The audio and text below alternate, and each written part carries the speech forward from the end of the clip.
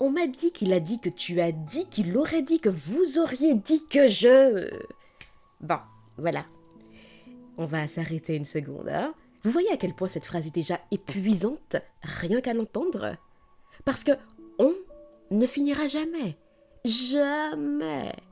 Never ever. Il y aura toujours quelqu'un pour dire quelque chose, pour interpréter, pour déformer, pour projeter.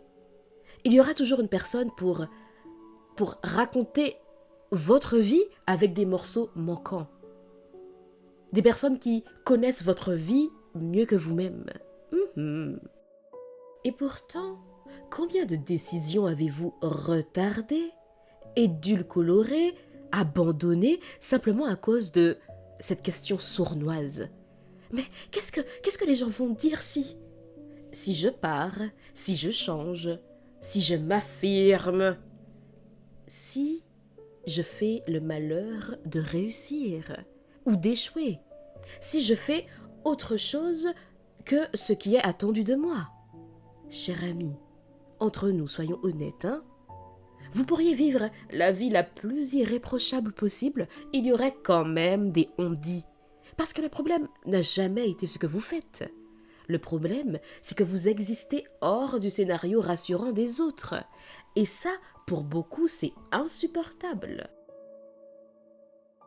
Très tôt, on nous a appris que la paix se trouvait dans la conformité, que rester discrète, gentille, prévisible, ça évitait les problèmes, les conflits, que faire bien comme il faut nous protégerait. Mais se conformer à outrance n'a jamais empêché les critiques. Je pense que vous en savez un rayon. Ça les a juste rendues plus silencieuses, plus insidieuses. Prenons un exemple concret. Vous changez un aspect de votre vie, quel qu'il soit. Par exemple, vous changez votre manière de vous habiller, votre façon de parler, vos fréquentations, votre rapport à la vie, au travail. Au début, rien de frontal, hein. Ça sera juste des petites phrases. Ernesta, tu as changé, hein? Avant, tu n'étais pas comme ça. Oh, tu te prends un peu trop la tête, non? Et ce ne sont pas vraiment des questions, ce sont des rappels à l'ordre déguisés. Traduction émotionnelle. Ernesta, reviens dans la case dans laquelle on te comprend. Parce que quand vous changez, vous obligez les autres à se repositionner. Et tout le monde n'aime pas ça, hein? Alors, on parle, on analyse, on commente. Et vous, pendant ce temps-là, vous faites quoi? Vous commencez à vous surveiller, à peser chaque mot, à lisser chaque décision. Vous commencez à anticiper des réactions qui n'ont même pas encore eu lieu et qui, si ça se trouve, n'auront jamais lieu.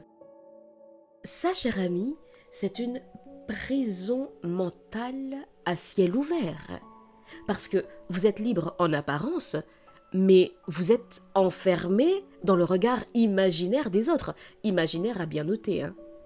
Et le plus cruel dans tout ça, c'est que ce regard est souvent plus dur dans votre tête que dans la réalité. Vraiment. Demandez-vous combien de temps vous passez réellement à penser à la vie des autres.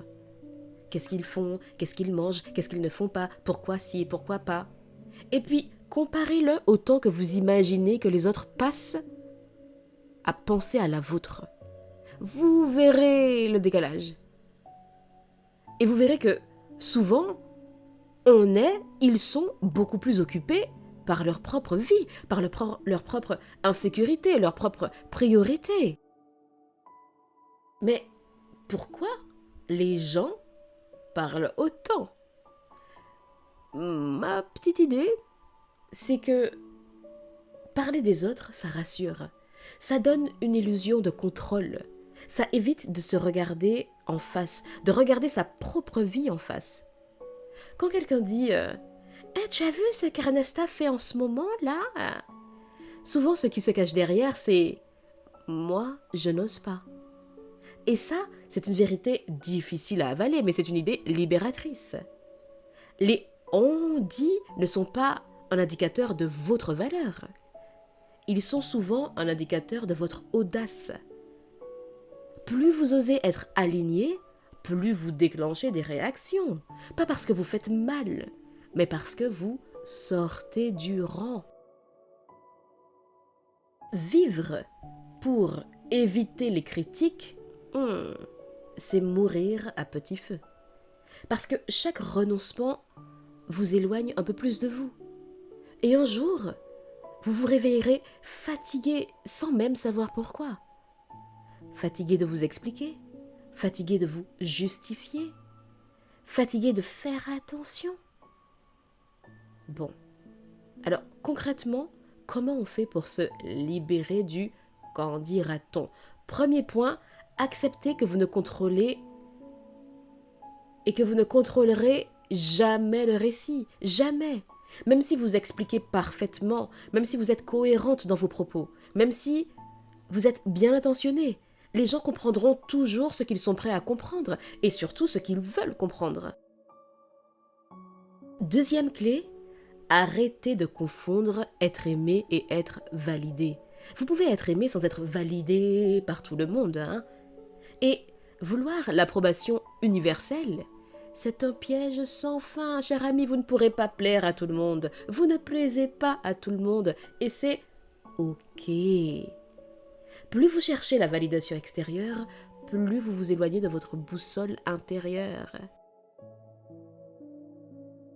Troisième point, et très important, posez-vous cette question radicale. Est-ce que je veux être en paix ou est-ce que je veux être irréprochable? Parce que les deux ne vont presque quasiment jamais ensemble. Choisir la paix, c'est accepter d'être mal comprise par certains. En revanche, choisir d'être irréprochable, c'est accepter de vous censurer. Et à un moment donné, il faut choisir son inconfort. Retenez bien ceci. J'ai votre attention? Oui, ok. Je poursuis. Les gens qui parlent aujourd'hui ne seront pas là demain pour réparer vos regrets. Les gens qui parlent aujourd'hui, là,